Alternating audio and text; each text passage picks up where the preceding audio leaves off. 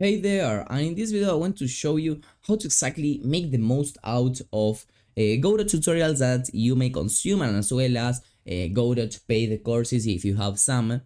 Because I have actually been learning how to use the Godot engine for something like the past 4 years, and the past 2 I have been creating content about it.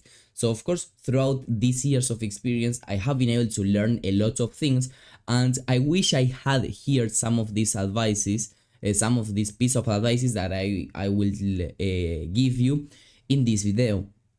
Because yes, maybe you can find like the best tutorials out there, the best courses out there, you can create amazing games with them, but if you're not actually able to take advantage of the content that is provided there, the learning content and amazing content that is provided in them, it's not actually going to be that worth it. Now, the best way of making the most out of tutorials, courses, etc. is basically taking notes in an efficient system. Because you may have there your Word documents or even your handwritten summaries, etc. And that's okay, but I think we have to go a step further. And let me show you the system that I have here. I will show you like actual examples of mine. So for example, here I have in Notion, this app is called Notion. I will leave you in the description down below a template that I'm currently using so that you can use it completely for free. So I have my notes here. I am not going to like show you a lot of things here because most of these are paid courses that I have taken. So I don't think if it is okay that I share for free like these things, or even if I share them at all. But well, I can show you like an overview of them. And of course the template is not going to contain all this information, it's going to be completely empty, but I want to show you what I have. So here I have the different courses that I have taken or I am taking. For example, I have here a Godot course and a Unity course that I am taking. Currently I'm just focusing on the Godot course and not in this one of Unity, but anyway, and well, these are the courses that I have finished, and I have them categorized according to categories. So for example, this is a Godot course, this is a Unity course, and this is a more general just game development, game design course. So if I go inside of any of these, for example, this one that has a lot of information, I have the database in which I find like everything in completely organized in the sections that the course had, okay? So this is for chapter 2 or section 2, units, movement and selection. And I also have some topics when needed. For example, here in this section, ragdolls were covered, and also they were covered once again over here. So whenever I want to learn stuff about ragdolls, I can just go quickly to these sections. Also, events were used a lot throughout the course with different usages.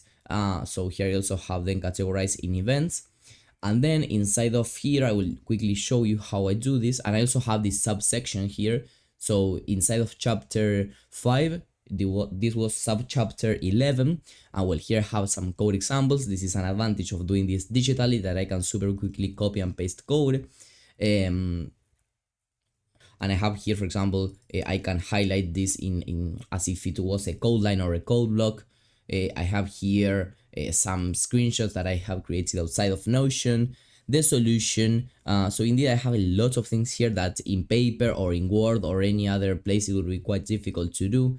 So indeed you should find the system that works the best for you and just start using some kind of digital tool to take notes, because I have here like a lot of months or even years of courses that I have been taking, so it's really worth it.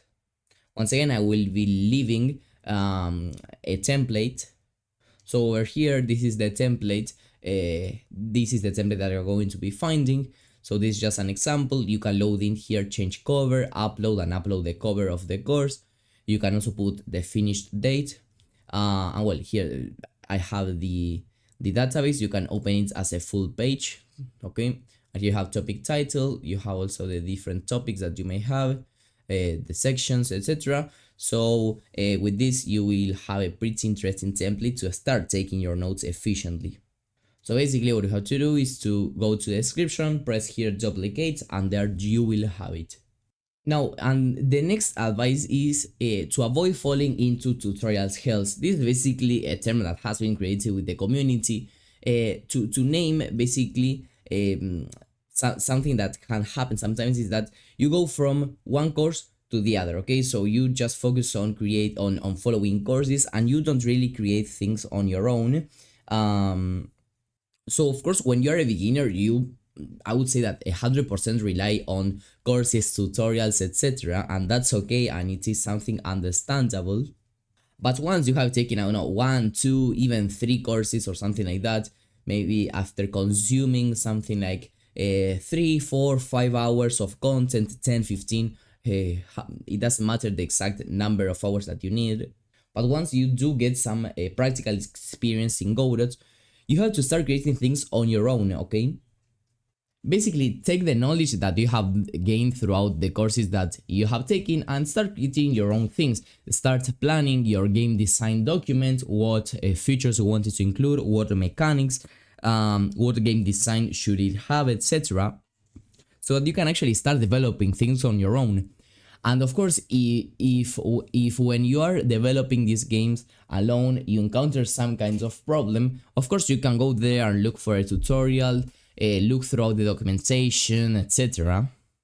But avoid following just step-by-step tutorials, because you are going to be learning much more if you just go ahead and code stuff yourself.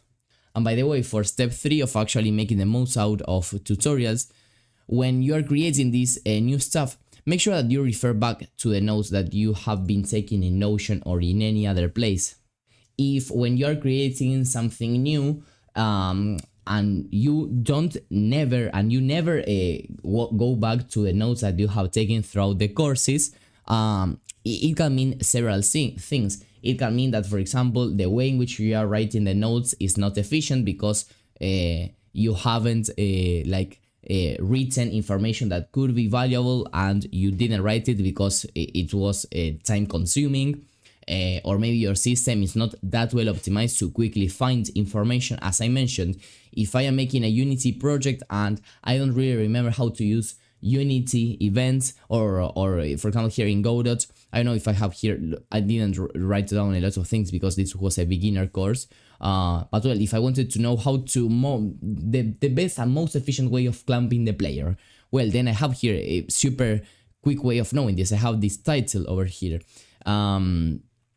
If I want to know how to do something related to this game, I have here everything super well organized with the topics, so I can simply go, okay, I want to learn more about structs, so I have here this and this. I want to learn more about abstract, I have it here, delegates here, so it's super efficient.